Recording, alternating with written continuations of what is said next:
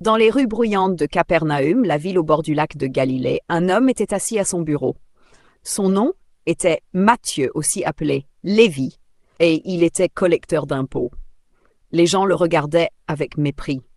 Les collecteurs d'impôts étaient souvent vus comme des traîtres, car ils travaillaient pour l'Empire romain. Ils étaient accusés de prendre plus que nécessaire pour s'enrichir sur le dos de leurs frères juifs. Matthieu, malgré sa richesse, vivait dans une solitude silencieuse. Il entendait parler de Jésus de Nazareth, cet homme qui guérissait les malades, prêchait avec autorité et mangeait avec les pécheurs. Mais jamais il n'aurait pensé que cet homme saint le regarderait, lui, un collecteur d'impôts. Un jour, alors que Matthieu comptait les pièces d'or au comptoir, Jésus s'approcha. Il ne lui parla pas de ses fautes, ni ne le condamna.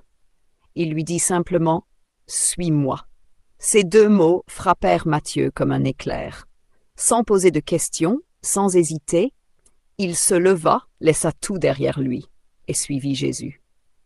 Ce jour-là, Matthieu ne se contenta pas de suivre le Messie. Il organisa un grand festin chez lui. Il invita d'autres collecteurs d'impôts, des pécheurs, des gens rejetés par la société. Jésus était là, assis à leur table. Les pharisiens s'indignèrent. « Pourquoi votre maître mange-t-il avec les pécheurs et les collecteurs d'impôts » Mais Jésus répondit, « Ce ne sont pas les bien portants qui ont besoin de médecins, mais les malades. Je ne suis pas venu appeler des justes, mais des pécheurs. » À partir de ce moment, Matthieu ne fut plus jamais le même. Il devint un disciple fidèle, témoin des miracles, de la crucifixion et de la résurrection.